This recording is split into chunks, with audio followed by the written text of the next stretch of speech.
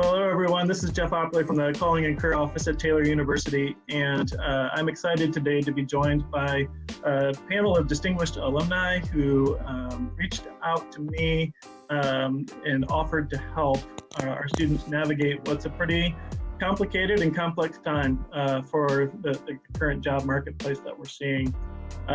Just to give a little bit of point of context, our office, the Calling and Career Office at Taylor, just connects students to people and experiences that guide them in discerning a faithful response to God's call. And so what I see this event or opportunity as today is a little bit of both. It's connections to some people that maybe our students have never had the chance to meet before, or they don't know their stories, but also hopefully some insight into experience. In terms of how experience is gained and some wisdom and some advice in navigating this very complex job marketplace. So I am really excited about this. Honestly, our first couple of weeks with students away from campus, I've had a lot of conversations, maybe just as much, if not more, meetings with students than I typically would have when all the students are right here on campus. And a lot of those meetings have been filled with conversations of anxiety and concern related to our students' ability to find good work after college or internships that they're searching for. We're seeing some companies rescind offers, internship programs being canceled for 2020. Just a difficult time. And so in response to that, I put out a video just with a request to all Taylor alumni on LinkedIn asking for alumni who would be willing to speak into this and give some advice. And I had a great response to that video. I had a lot of alumni jump in and offer some advice. And the five panelists who are with us this afternoon were some of those first to respond with some words of advice. So I reached out to each one of them and said, hey, what if we did this? What if we pulled together a quick panel and explored together what we're seeing in the different industries that we represent, and see if we can't come up with some good advice that we can offer students. So without any further ado, I want our panelists to have the opportunity to introduce themselves. They're going to share a little bit about their experience at Taylor, and then what their job history has been since their time at Taylor, a little bit of a brief narrative leading up to the role that they're in now. So let's go ahead and start those introductions. All right, I'll kick us off. Hi, everyone. I'm Kate Blyberg. I studied psychology and marketing at Taylor for undergrad, representing the class of 2012 today. I kind of just a really brief background. I have always kind of had this love of psychology. Wasn't really sure what I wanted to do with it. There's a lot of different directions. Kind of over my time at Taylor doing student research and being involved in different things, spending time with different professors and different students, I kind of came across this idea of consumer behavior and just absolutely fell in love with it, and understanding why people do what they do and what drives them to change that behavior. So I started out after Taylor at a Fortune 500 consumer experience group, kind of as a project manager role, and really worked up from there. And kind of over time just really felt a little bit siloed and maybe not as able to be as creative as I wanted to be. And so I really started to think about brand and business strategy in a much bigger setting, in a bigger world, and I jumped ship and went to the agency side. So for the last 3 years, I have been with a global marketing strategy consultancy, and I am currently in the role of the Associate Retail Strategy Director. Great. I'm Amy Hartman. I'm the class of 2011 from Taylor. I graduated with a degree in elementary education, and then I did my master's in higher education at Taylor and actually worked with Jeff. We were colleagues and classmates, and so that's how we know one another. And started my career out at Taylor. I was the alumni director at Taylor for about 5 years, and so just have a deep, deep love for Taylor, and still love to give back to Taylor as an alum through my time. And so it's fun to get to be a part of this today. But right now I work for a nonprofit called Hope International, and we do Christ-centered microfinance. So we're in the poverty alleviation realm, and we use small loans to help people break the cycle of poverty and tell people about the gospel. And so I work for Hope here in Indiana. I represent Indiana, Hope for Indiana and Ohio. And yeah, live in Noblesville with my husband. And I'm in a fundraising role for them. So that's my career trajectory has gone more so the development side of things for nonprofit work, and have landed in a fundraising role, which I love. Awesome. Hey everybody, I'm Rohit Jasudian, class of 2013, graduated with a degree in graphic design. Part of what really led me to Taylor was I started off in mechanical engineering back in India, moved to Yemen, and started a degree in graphic design after that, and then came to Taylor in Indiana to kind of pursue that further. My career has kind of jumped even more after that, but after graduating Taylor, worked for a few universities. I led digital design at Indiana Wesleyan University for 3 years, and then also moved into more corporate or enterprise design. So focused on UX and product design for a startup, which then led me to my current role as a senior product designer at ActiveCampaign, which is a customer experience automation platform focused on marketing and sales automation. It's definitely been a a very tumultuous and crazy journey, kind of getting to where I was at, but at the same time, there's a lot that my experiences from Taylor, as well as my experiences outside of that I've worked with mentors and other people that have kind of led me here. So I'm excited to talk to everybody today. Hey everybody, my name is Nathan Shelton. I'm located in Fort Wayne, Indiana. I graduated in 2017 with a degree in finance from Taylor. Really loved my time, got to play baseball for a couple of years, spent some time in Bergwall, but also Third West. What's up, fellas? What kind of got me to where I am today? It was actually the internship that Mr. Opperly set me up with the summer after my junior year. So I spent, I loved my coursework in finance, but was trying to figure out how I was going to apply that to the real world. It is a pretty broad, I guess, profession. And so spent the mornings at an M&A firm in downtown Fort Wayne, and then the afternoons at Shelton Financial Group, where I'm at today. And really got to see the corporate side of finance versus what I kind of call personal finance. And that was where I realized, and God kind of showed me that this is where I was supposed to be. This is what I love. This was my passion. And so joined Shelton Financial Group immediately after graduating. Started out in kind of an admin role, doing paperwork, more behind the scenes stuff, and have since transitioned into what we call a lead advisor, but just meeting with individuals to talk about finances and kind of their retirement. So love what I do. Thankful to kind of maybe get to throw a little bit back at you. I'm Michael Garrity. I am a 2018 graduate at Taylor University. I studied marketing and business management in my time there, and also completed an internship with Jeff in the CCO. And that really is the catalyst that got me to where I am today. Through high school and early years, I did several graphic design internships. And as I progressed through, I realized I liked the development and marketing side a lot more. So pursued a marketing degree, and then graduated with that degree, and I ended up working as a small business advisor in Anderson, Indiana, for a nonprofit microlender. So I would help small businesses who couldn't afford traditional funding write marketing strategies and content creation to get them to a place where they could attract more business and get larger loans from banks so they could grow better. And then at the beginning of this year, actually, I was approached with a really fun opportunity to run marketing for a startup business called BrewLogix. So we create a scale that goes under keg beverages, which would be kombuchas, craft beer, and cold brew coffee.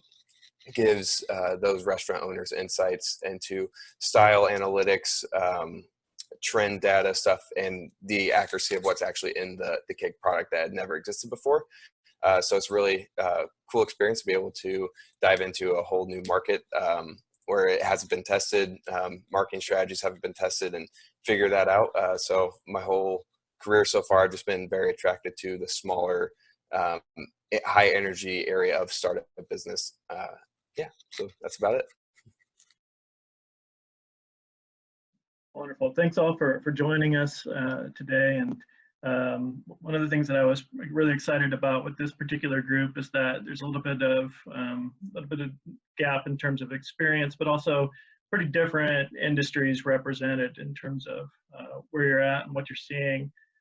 So really what I'm trying to do is get my finger on the pulse for our Taylor students as best as I can as far as what is happening in different industries as far as hiring is concerned. And there's some good crowdsourced data that you can find online that has indicates companies that are on a freeze, those who are not on a freeze, and what people are finding out related to how companies are approaching the hiring process right now. But I think maybe the first question I'd love for us to tackle, and I think Rohit, if you could lead us off, would be specifically what you're seeing in your industries that you're in, whether that be for-profit, nonprofit, startup, tech, finance. What are we seeing? What are you seeing in some of the friends and colleagues that you have in different companies as far as how companies are approaching hiring right now? Rohit, could you get us started with that one? Yeah, definitely. So I can speak to the location where I'm at right now, which is the greater Indianapolis area, and then also really focused on tech in the larger sector. At least within Indy, there does seem to be a little bit of a hiring freeze within certain startups or within mid to large size companies. But again, it's all very situational based. There are a lot of companies that have just recently, especially startups that have recently raised capital and are looking to grow and are looking to kind of put their foot on the gas. So there are definitely still opportunities, at least within the design and tech space. There are a lot more opportunities for senior to mid-level individuals. So if you are just graduating or you're looking for internships, this is the time to really stand out. This is the time to really dig deep into your work, being able to dig deep into your portfolio, really start to reach out for opportunities that you can add to that, and basically stand out from the competition. As it relates to tech in general, as Jeff mentioned, there are lists out there for companies that do have hiring freezes and ones that don't. Obviously, there are various sectors within tech, and individuals are have different roles all across the tech product space. Tech has been kind of built for a remote work environment and kind of for this space. So at least in my area, especially within ActiveCampaign and other companies that I know around here, they are still looking to grow. They are obviously being a little bit more cautious with how they're proceeding with that, but they are still looking to grow. They are still looking to add on to their team. And it is definitely a market that is poised to just continue pushing through this time.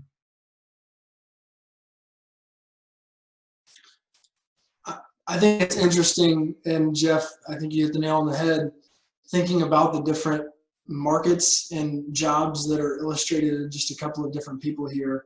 The financial services industry is in an interesting time right now. When you think about it in comparison to other businesses, revenues for us are down, but workload and workflow is up, which is kind of the worst of both worlds, if you can say it that way. So it creates interesting challenges because on one hand, we're trying to figure out how do we make payroll and how do we pay rent. As this market has come crashing down all of a sudden, there are some real ramifications when it comes to cash flow and revenues that businesses like ours are seeing. And at the same time, every client on our book wants to talk to us and make changes because of what's going on in the market. So In one sense, we're working more and getting paid less, which nobody really wants to do. And so really, even to kind of what you're saying, I think there are maybe even pockets of opportunity, even in sectors like mine. And in thinking about the questions that you had sent out, the idea of almost a flight to quality was what kind of rang for me. Some sectors, Kroger, or you can think of 10 or 12 companies that are just hiring anybody they can get their hands on because there's so much work, we just need to do it. And that's a flight to quantity. We just need hands. I think in the financial services sector, it feels like a little bit more flight to quality. We need somebody that we know is reliable, they can get the work done, and that might even stick around for a while. And there's some opportunity there. I think about in the short term, there's potential for us to bring on young people that want to get their hands dirty, that want to work hard, that want to stay after, but there's opportunity in the long term if you're willing to kind of stick. So that's a little specific to me. I apologize for that, but maybe expanding on a little bit of what even Ryan had said there.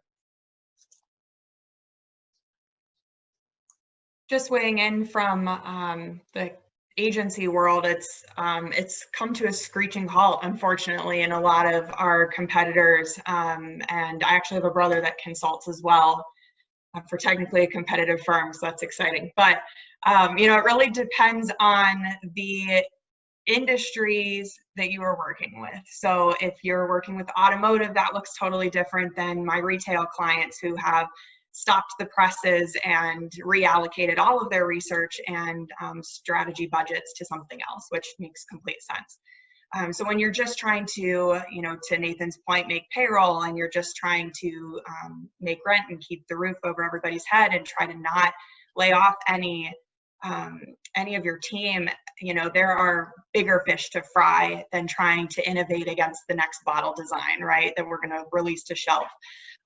So it really depends on the industry, but, kind of backing up the two comments made before, I think it really depends.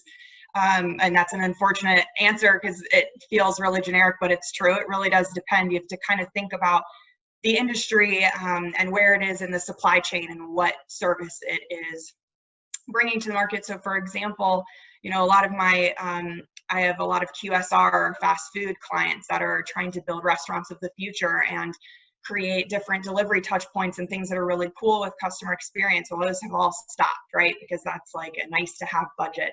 And then you kind of have your shelf stable snacks and different, and the alcoholic beverages industry is through the roof right now, understandably. So, we're still getting briefs from that side of the house. So there are definitely clients that are working to optimize portfolios and almost operating as normal, but very fewer business as usual. I think it just kind of takes really focusing on what that industry is specifically, how it makes sense and what value you can bring as a young person, even if you're coming in unpaid. Sometimes we all have to do that, and really just kind of pay your dues and get your foot in the door.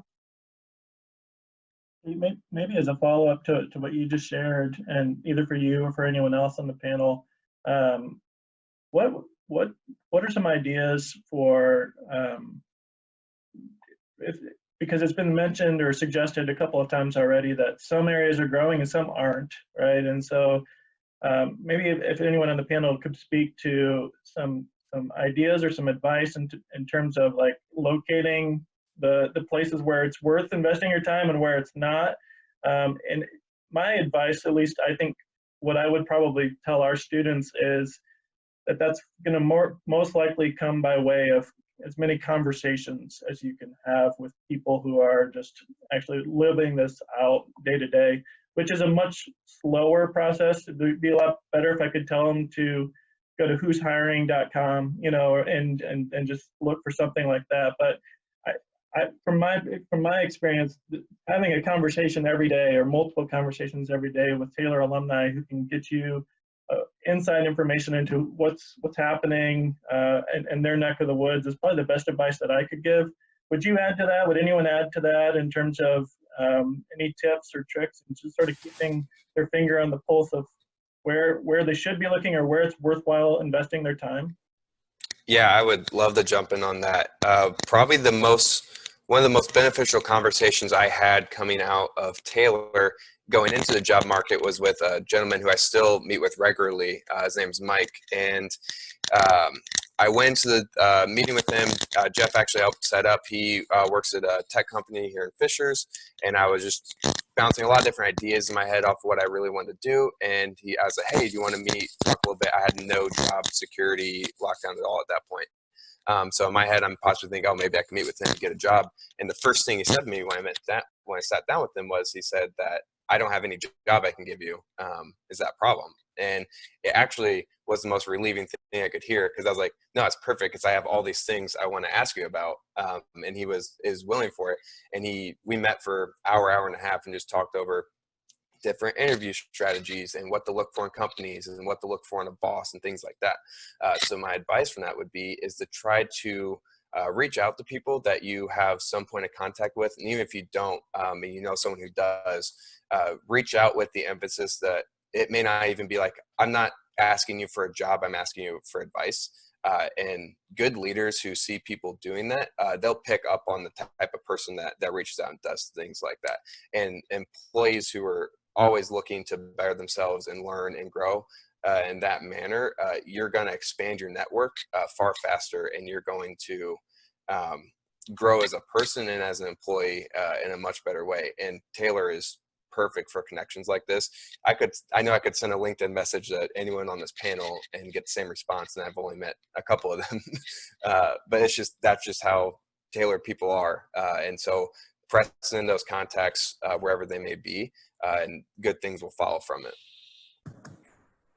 Yeah, I would totally echo that. And I think kind of going back to my time in the alumni office, I had a unique vantage point to see students reaching out to alumni and us making connections in the alumni office. And that's another tool, I would say. Use the alumni office on campus, and Jeff is a great resource to connect there.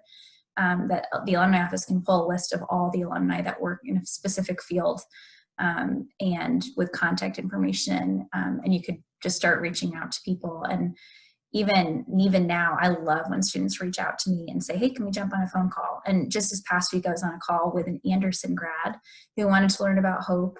And I was happy to tell her about the work we're doing. She was interested in pursuing a career with something like hope, and just kind of talking through how can we connect you to a few other people. And I think if you jump on a phone call, ask good questions, ask questions about personal life too, not just work. Like ask, how do you balance? I love getting, as a woman, I get this question a lot. How do you balance work life? And we don't even have children yet, but I get asked that question a lot from females. And I love talking about that kind of stuff. I love talking about how my husband and I balance our family and our faith and different things like that. So asking personal questions, and then saying, who else would you recommend I connect with? And if you ask good questions, most alumni will quickly say, hey, let me connect you with 2 or 3 other people. And just to me, that is how jobs happen and connections happen, is when you make those good initial connections. So I echo everything Michael just said. Amy, what are you seeing in the nonprofit realm? My intuition would be that there's less extra income for families and organizations to be channeling towards nonprofits. Is that something that you're already feeling? Is that something you're anticipating feeling? And does that change the job landscape from what you can tell in the nonprofit realm? Yeah, great question. So the job prospect right now, I know at Hope we're on a hiring freeze for the next few months, and we're seeing that at a lot of nonprofits that are on a hiring freeze. We're still having all of our interns come this summer. That's our plan, which we're really excited about.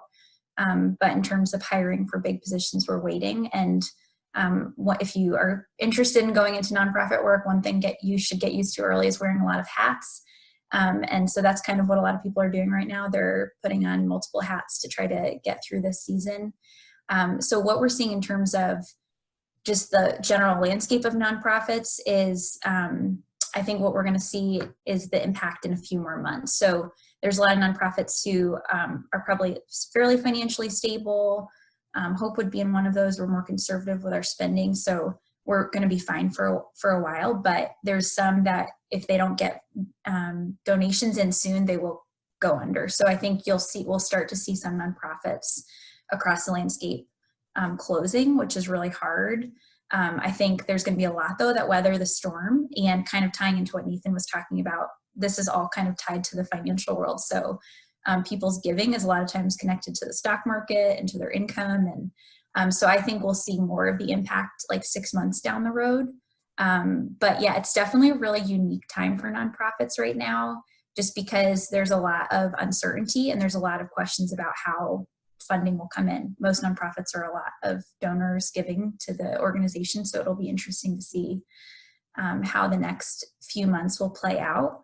But one quick thought too is that if you're interested in going the nonprofit route or even the education route, I would say looking for opportunities to see if there's ways you can volunteer right now from a remote position. So if you're really gifted at marketing or events or something like that, there could be opportunity for you to reach out to a nonprofit and see if you could give of your time, and that can be a great way to get a foot in the door. So that would be one other way you could maybe potentially get your foot into an education or nonprofit door right now. Yeah, that's great advice. It's something that I talk to our students a lot about.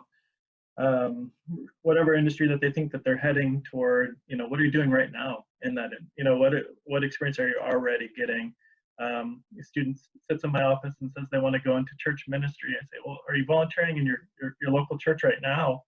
What are you currently doing right now to gain that experience? And that really sets up kind of the next question, which I think what I initially sent out, worded it related to, what do you wish you would have known as a senior? But maybe we can add to that, just, maybe more empathetically put yourself in the shoes of the class of 2020 here. And knowing what you know now, what are some practices that you would advise to our seniors as they navigate from now until probably the next few months here, what's going to be a pretty difficult job market? What are some tips or tricks or advice that you would offer, some daily practices, things that they can be doing that you've learned, maybe in hindsight, that you would advise them to do? Michael, would you be willing to jump in and lead us off on that one? Yeah, I would say my top advice would be to, may seem a little odd, but I would really sit down and I would actually make a list, and I would write down what you think your soft skills are and what you think your hard skills are that you can bring to an organization. And this time right now, since we have a lot of downtime, I would really try to pinpoint some of those hard skills that you think you can leverage really well.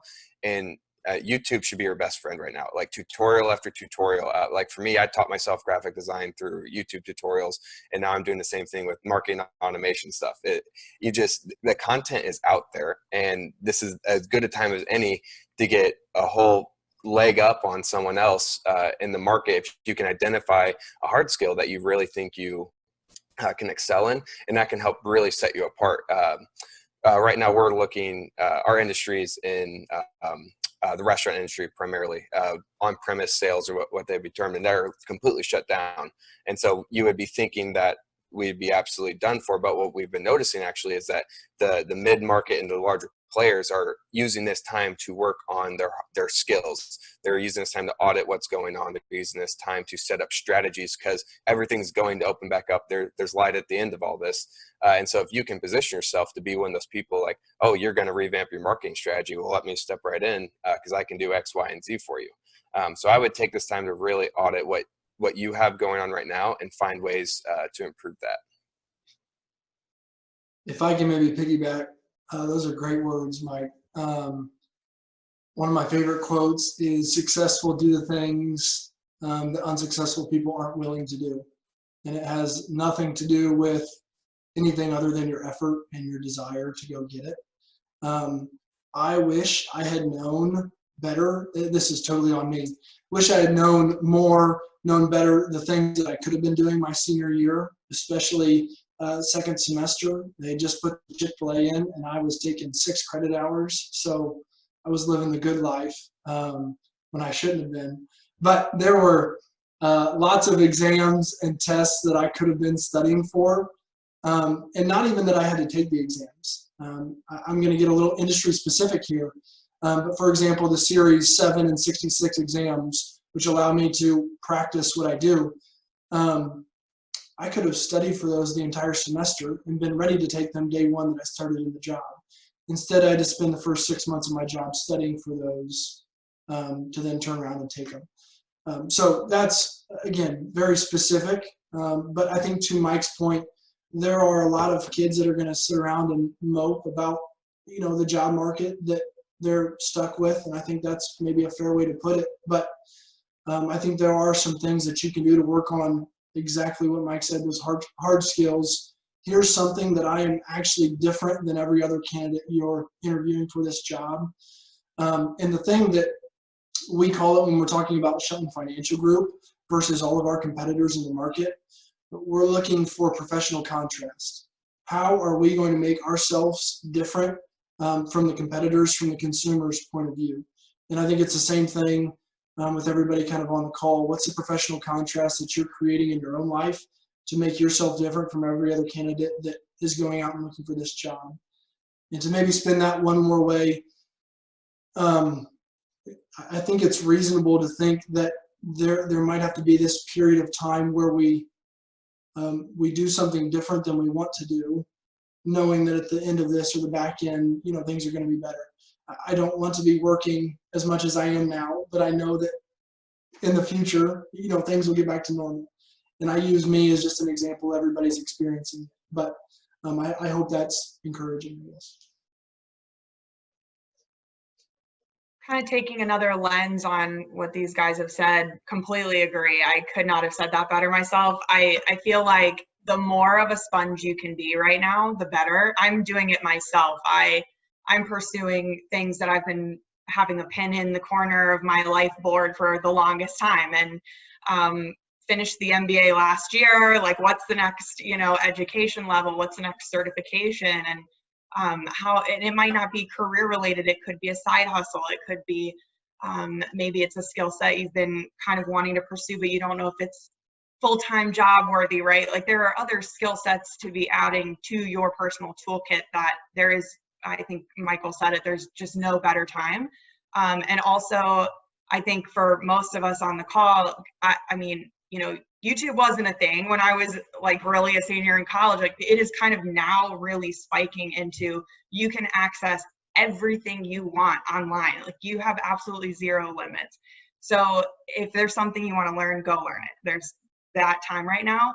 I also, just looking back, I'm very kind of proud of myself, but I'm glad that I went up to professors and said, how can I get involved in this? Because I kind of want to learn in this way. And this is an interesting concept. I think it was even like intro to psychology or something. And you learn all the different ways that psych can be applied. And, that light bulb goes off and you're like, okay, how can I kind of run in this direction until I can't run there anymore? And then pivot and run in this direction, right? But it's really just about being kind of a professional student. I feel like, seniors and not just exclusive to seniors, but if you're a student now, you're a professional student, right? That's kind of what you're doing all the time. You're learning professionally and expanding yourself. And I feel like if you can maintain that mentality into the next phase, it sets you up way better than any other mindset can. Just being that sponge and really soaking in those conversations with your network, like Amy mentioned, and having those lunch calls and learning as much as you possibly can, so that you have real life application when you go into those interviews. You aren't actually just sliding over a piece of paper that said, I graduated from college. You did something with the time that was down. You made the best use of the time that you could.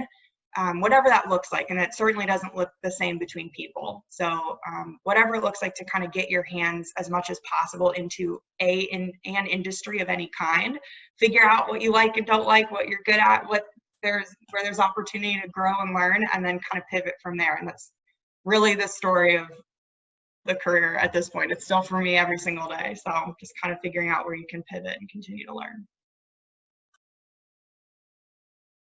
Yeah, that's these are really good points, and I think like the crux of it is really around taking ownership of your own career journey. A lot of times, kind of coming into university, even for me, I kind of just, you kind of just expect that things are going to be handed over to you. Coursework is going to be handed over to you. Your assignments are going to be handed over to you. And we kind of get into this habit of just waiting for things to happen to us, as opposed to, really taking that next step and, taking ownership. Really the way that I've shared with some of my mentees as well, about how outside of this scenario that we live in right now, but even just how they need to approach their career, just start to explore the world around you. You might be graduating with a degree right now. You might have a degree right now.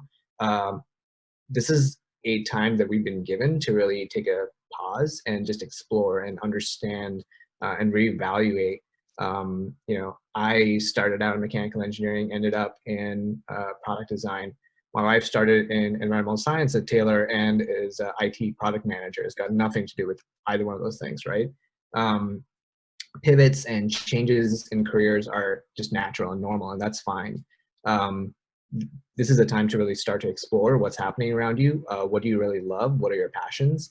As everybody's mentioned so far, go online, look online, and understand what's out there and what you can learn, and find what clicks. And then once you find your true north, once you find something that, hey, this is something right now I feel I want to kind of go after, start to pick up on your strengths that you already have, understand what strengths you have that can apply to that, and then start to build a community.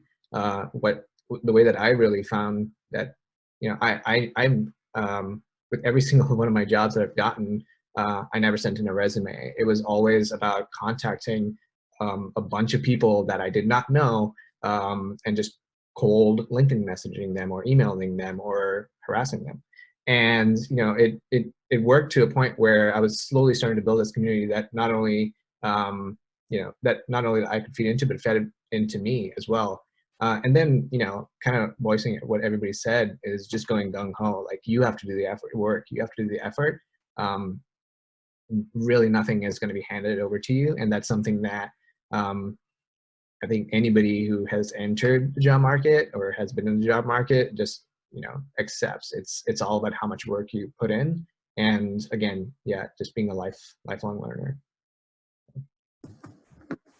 Yeah, one thing I would also add to that, I've loved what you guys have shared already, is think about exploring what other job options are out there. So, I came in hoping to be a kindergarten teacher, and now I am in fundraising, and I didn't even know, I knew that there's people, obviously somebody had to be raising money, but I didn't actually know what that looked like. I didn't know there's people that did that. And still, I don't think any of my friends know what I do. They think I just go ask lots of people for money, which is actually not what I do most of the time. So I grew up in a super generous family. I grew up in an entrepreneurial family. I grew up in a family that I saw my parents talk about giving of their time also, not just their money.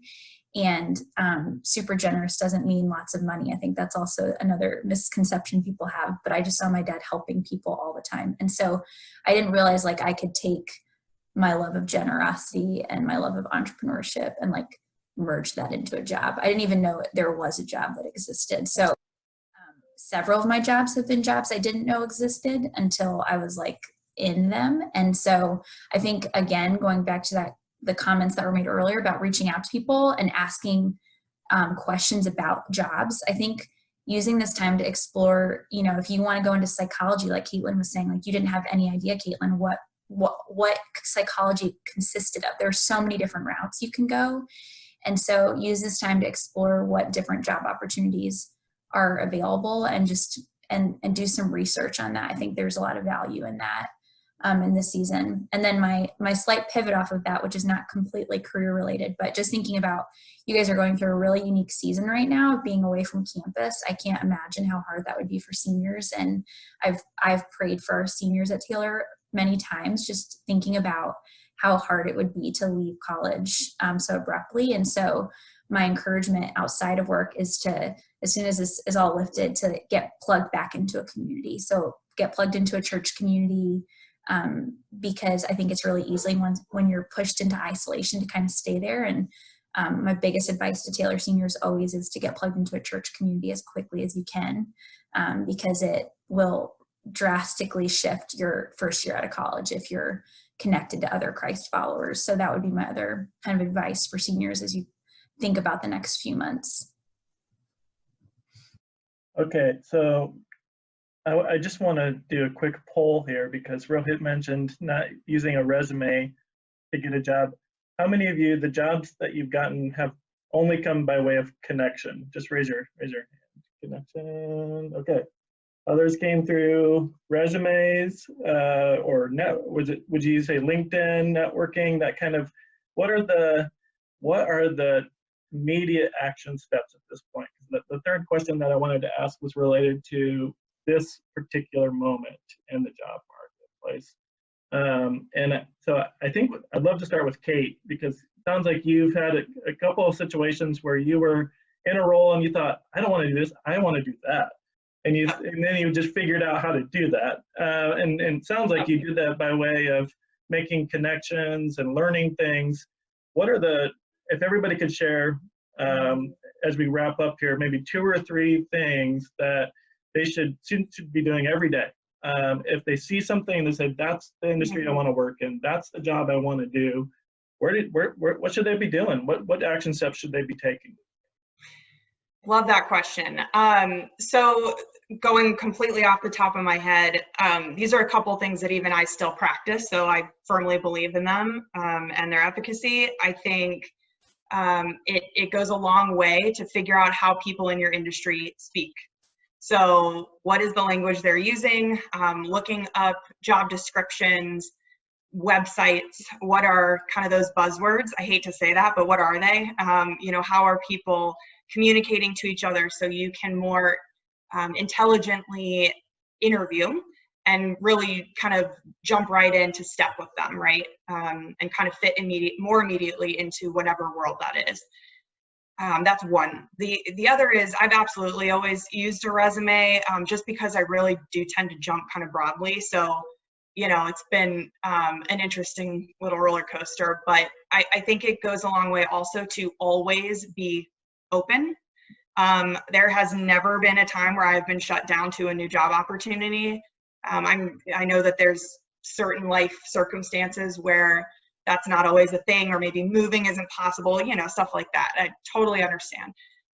But I always have my LinkedIn flag open to opportunities. If I get an opportunity for a phone conversation, I have it.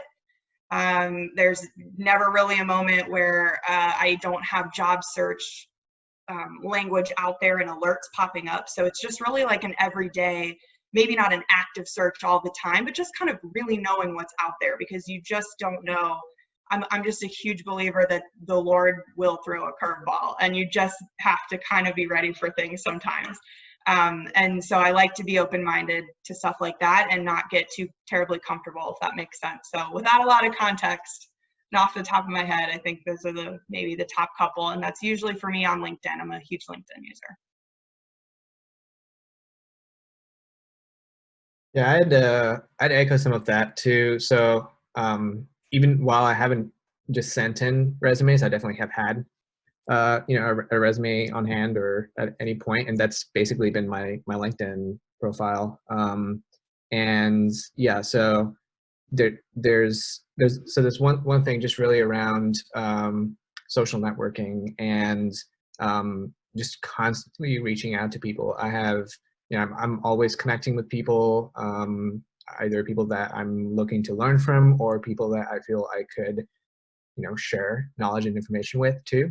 And again, not just in, the design or tech space, but outside of that as well. Because again, I'm always looking to learn from other spaces and other careers as well too.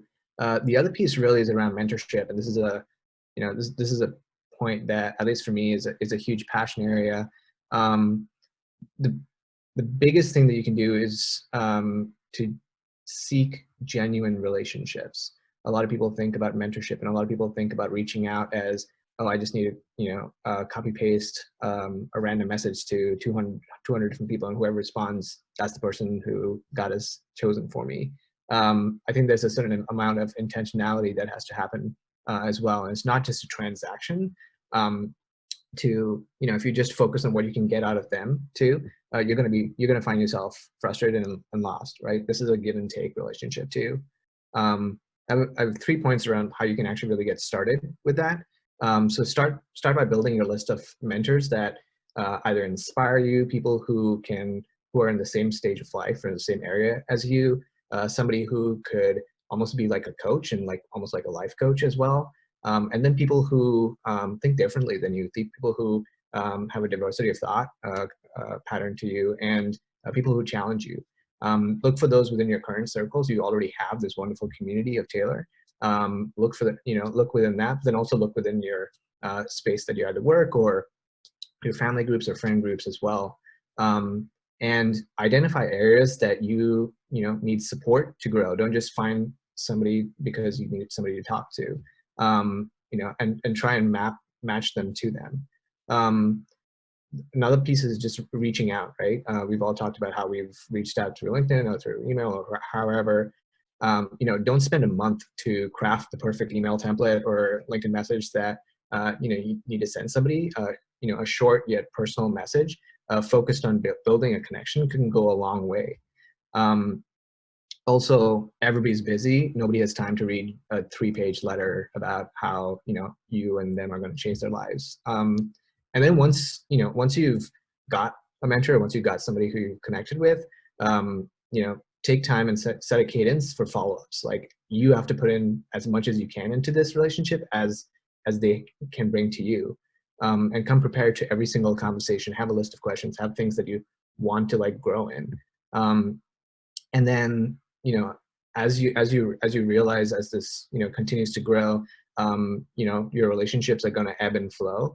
Some people will be extremely responsive, some people won't, but again, continue to the way I think about it is like a set of constellations, and how can you really build yours to match and suit the goals that you really have. Lastly, again, I am always open to providing insight or feedback or advice too. So if anybody wants, feel free to contact me, or even if I know a lot of people who are helping students or even industry professionals craft their resumes right now, and I'll be happy to kind of pair you with one of them too.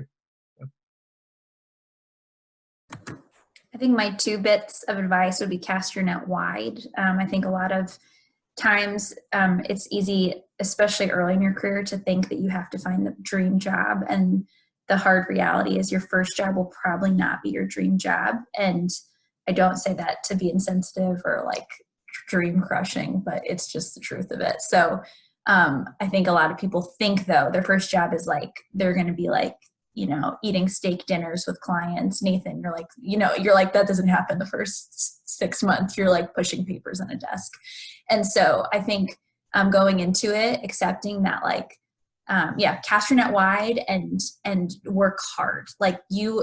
To me, the dream jobs have come. I would say I'm in my sweet spot right now in my job, and it's come because of hard things in jobs, or jobs that were quite not the right fit, or there was something about it that wasn't long-term, whatever it is, gets you to the place where you're in a job that probably is in a better sweet spot.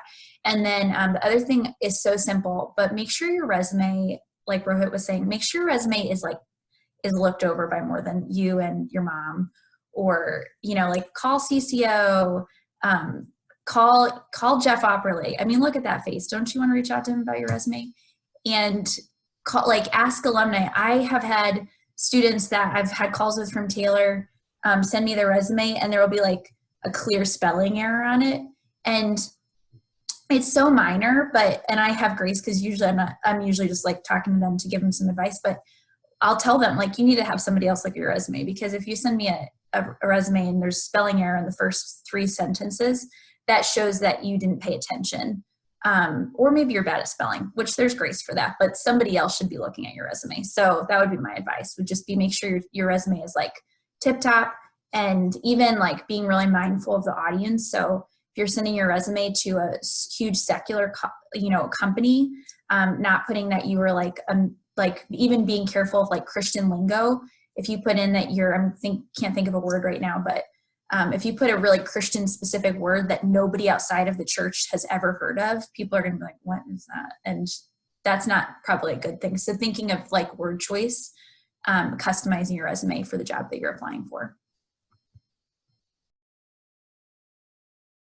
I'm going to be quick because that stuff is fire. I love that stuff.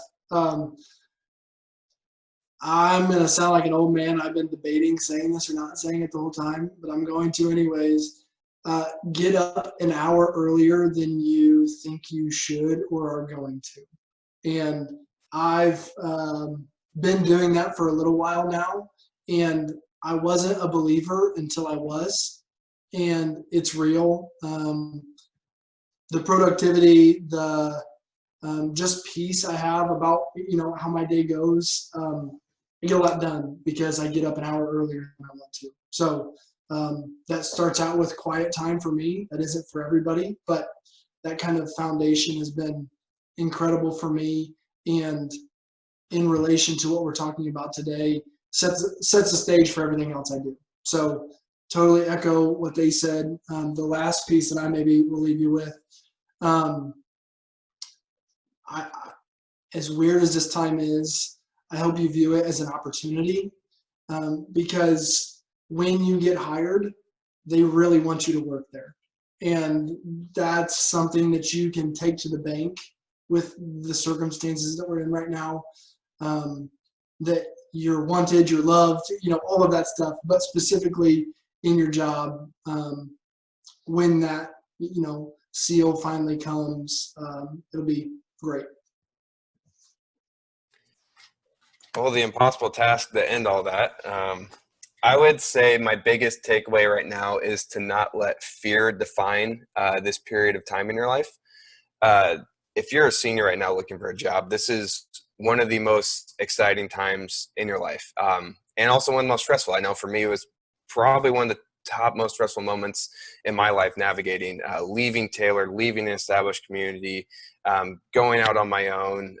It's scary. And with all this on top of it, fear is a big component of it. But I think it's really important to remind ourselves that every adversity we face in life, every issue that we face in life, every challenge is an opportunity for God to work in our life.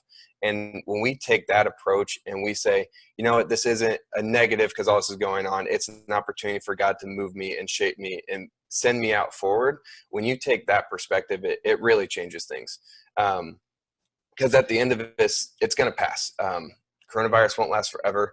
And if the God that protected Shadrach, Meshach, and Abednego in a fire can do that, then he can get you a job during coronavirus. So I like to put myself in perspective of other figures that we read about in the Bible. And it's like, okay, where are my problems and then where are their problems? Okay, if God can deliver Israel, he can deliver me in this.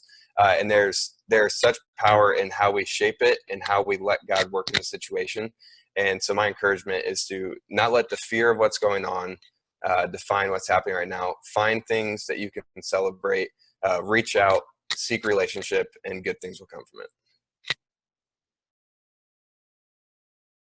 Wow, that was a gold mine. Really, really grateful for all of you.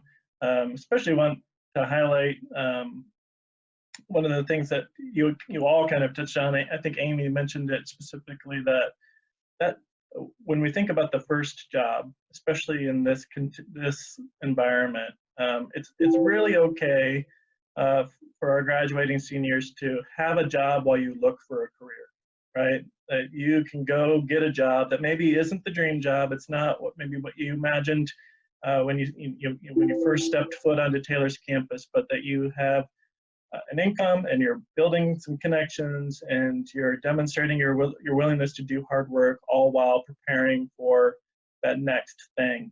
And that's something that we're trying to reiterate.